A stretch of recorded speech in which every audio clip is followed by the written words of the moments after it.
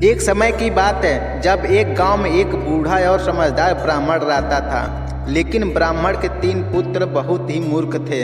वे बहुत अलग थे, आपस में लड़ते झगड़ते थे। ब्राह्मण ने कई दिनों सोचने के बाद एक योजना बनाई। उसने अपने तीनों बेटे को बुलाया।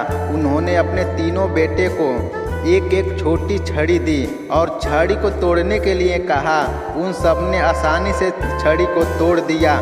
समझदार ब्राह्मण को पता था कि उसके छोटे बेटे का एक ही लाठी तोड़ना आसान लगेगा। अब जैसा कि उत्सुक थे, उन्होंने तीनों को पकड़ लिया और उन्हें एक साथ बांध दिया। समझदार ब्राह्मण ने फिर अपने बड़े बेटे को मारा और तीनों ने लाठी मारने की कोशिश करने को कहा।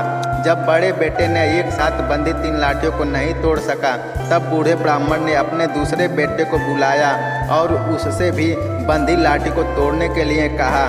जब दूसरा बेटा भी लाठी तोड़ने में असफल रहा, तब ब्राह्मण ने अपने छोटे बेटे को बुलाया और उससे पूछा कि क्या तुम लाठी तोड़ने में सफल हो सकते हो, क्योंकि उसके 2 बड़े भाई असफल हो गए थे। जब उनमें से कोई भी लाठी के बंडल को नहीं तोड़ पाए तो वृद्ध ब्राह्मण ने तीनों भाइयों को एक साथ बुलाया और तीनों भाइयों को एक साथ बंधी लाठी को तोड़ने के लिए कहा।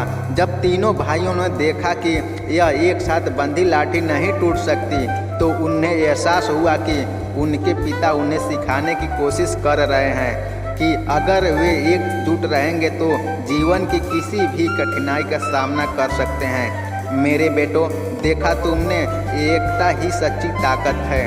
इससे क्या हमें सीख मिलती है? एकता में बहुत ताकत होती है। मिलजुल कर रहने से कोई भी आपको हरा नहीं सकता और परेशानी का हल निकाला जा सकता है।